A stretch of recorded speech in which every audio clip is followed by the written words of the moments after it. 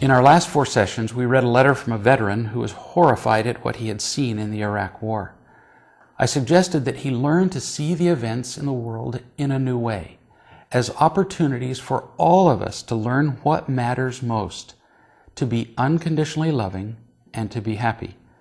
When we can do that, the most difficult experiences, even war, become far less confusing, even less tragic. Now back to the writer of the letter. There can be no happiness in this life without the right to make our own choices. This is the law of choice. If this right were stripped from us, we would become nothing more than lifeless objects in the hands of those who controlled our choices.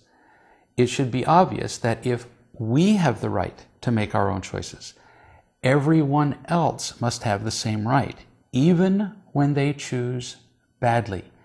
And that is how we all learn, from choosing badly on occasion and making mistakes.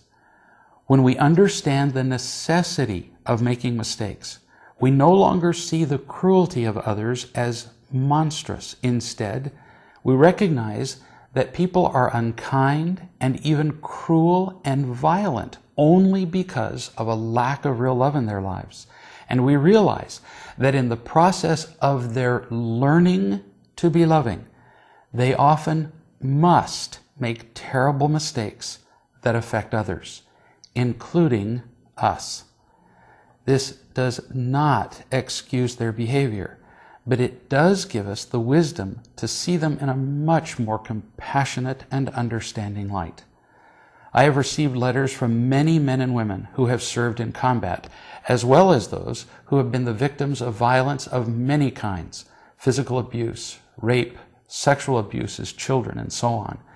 Many of them are confused and in pain, but occasionally I hear from some who see the potential higher purpose in all of it.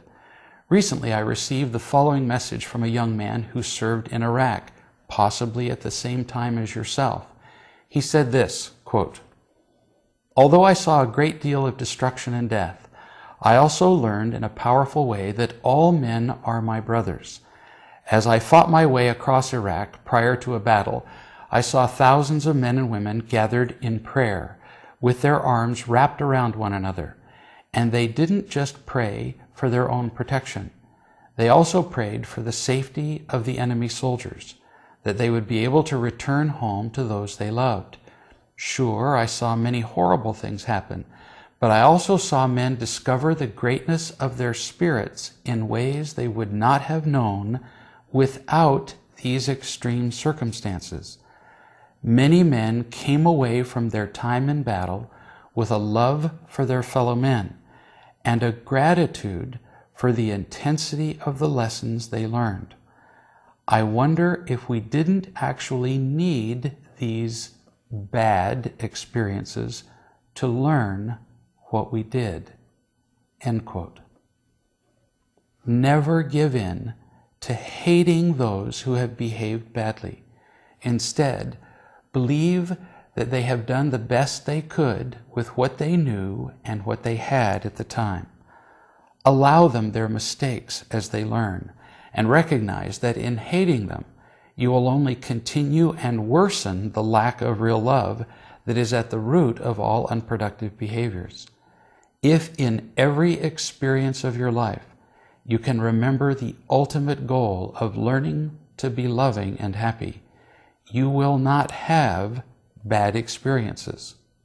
You will have experiences that are more and less difficult, but with the right perspective, every experience will become an opportunity to learn and to love. And with that attitude, you'll create a consistently rich and fulfilling life.